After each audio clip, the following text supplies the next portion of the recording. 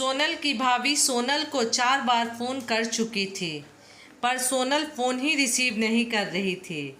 बाद में जब सोनल किचन से बाहर आई तो देखा उसकी भाभी के 4 मिस्ड कॉल हैं। लगातार यह देखकर वह घबरा गई, क्योंकि उसकी भाभी को पता होता है कि अगर सोनल 2 बार में फ़ोन नहीं उठाती है तो इसका मतलब यही है कि वह अपने काम में व्यस्त है और या फिर फ़ोन से दूर है। अब सोनल का मन घबरा रहा था, क्योंकि भाभी के 4 फ़ोन लगातार आने से उसे टेंशन हो गई थी, क्योंकि सोनल की मम्मी की तबीयत इन दिनों ठीक नहीं चल रही थी। अभी 2 दिन पहले ही सोनल अपनी मम्मी से मायके से मिलकर आई थी। फिर भी सोनल ने हिम्मत करते हुए अपनी भाभी को फ़ोन लगाया, और फ़ोन जैसे ही भाभी ने उठाया तो सोनल को रोते हुए कहा, दीदी, मम्मी जी हमें छोड़कर चली गई। रात को अच्छे से सोई थी। सुबह आपके भैया और मैं खूब उठाने की कोशिश की, पर वह नहीं उठी। तब हमने डॉक्टर साहब को बुलाया। फिर उन्होंने बताया कि मम्मी जी अब नहीं रहीं। दीदी, आप जल्दी से घर आ जाओ। इतना सुनते ही सोनल की आंखों से आंसू बहने लगे। पापा तो पहले ही उसे छोड़कर जा चुके थे और अब उसकी माँ भी नहीं रही। सोनल तो बिल्कुल बेहाल हो चुकी थी। अब सोनल ने रोते रोते यह बात सक्षम उसके पति को बताई तो सक्षम ने उसे संभाला और उसे जल्दी से कार में बिठाकर मायके ले गया। सोनल जैसे ही अपने घर पहुंची तो अपनी माँ के शरीर को देखकर उससे लिपट गई और खूब रोई। आखिर में सक्षम ने उसे किसी तरह समझाया और माँ का अंतिम संस्कार किया। सारी विधि विधान होने के बाद भी सोनल की रुलाई रुक नहीं रही थी। उसे माँ की बहुत याद आ रही थी।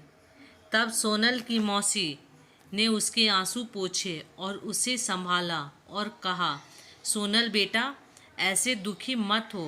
दीदी नहीं रही तो क्या हुआ, मैं हूँ ना तेरी मौसी। मेरा घर भी तेरा मायका है। तेरा जब मन करे तब आ जाना अपनी मौसी के पास। वैसे कहते भी तो हैं ना, मौसी मतलब माँ जैसी। बेटी, मैं तेरा दर्द समझ सकती हूँ, क्योंकि तेरे पापा तो पहले ही तुझे छोड़कर जा चुके हैं और आज दीदी भी चली गई। कहते हैं ना कि माँ के जाने के बाद तो लड़कियाँ का मायका ही छूट जाता है। यह भाभी तो बस दुनिया को दिखाने के लिए नाम का रिश्ता होता है, क्योंकि मायका तो माँ से ही होता है। सोनल भी मन ही मन सोचने लगी कि शायद मौसी ठीक ही तो कह रही है, और वह मौसी से लिपटकर ज़ोर ज़ोर से रोने लगी और कहने लगी, क्या मौसी, मेरा भी मायका अब नहीं रहा। भी सोनल की भाभी दूर बैठी दोनों की बातें सुन रही थी। पहले तो भाभी ने सोनल को चुप कराया और फिर उसे दिलासा दी।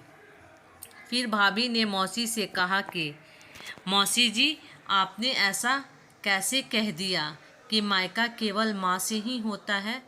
मैं मानती हूँ कि माँ का स्थान कोई नहीं ले सकता, लेकिन अभी दीदी के भैया भाभी जिंदा हैं और जब तक हम दीदी का मायका हमेशा बना रहेगा, मैं पूरी कोशिश करूँगी दीदी को मम्मी जी की तरह प्यार और सम्मान देने, और दीदी जब चाहें तब यहाँ आ सकती हैं। यह घर कल भी उनका था, आज भी है और कल भी रहेगा। मौसी जी, मैं भी एक बेटी हूँ और मेरा भी मायका है, और मैं अच्छे से जानती हूँ कि हम बेटियों के लिए मायका कितना महत्वपूर्ण होता है। मौसी जी, आप दीदी को अपने घर ज़रूर बुलाइए, पर उन्हें अपने भैया भाभी के प्यार से दूर मत करिए। तभी मौसी ने कहा, बहू, आज के ज़माने में तेरी जैसी सोच रखने वाली भाभी बहुत कम मिलती हैं। मुझे माफ़ कर दे। मैंने सोनल को गलत राह दिखाई।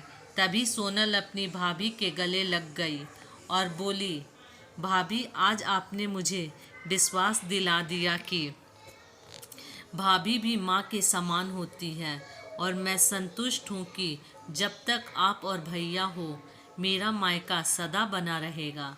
और किसी ने कहा है कि भाभी माँ के समान होती है। आज आपने मुझे इस बात का विश्वास भी दिलाया। या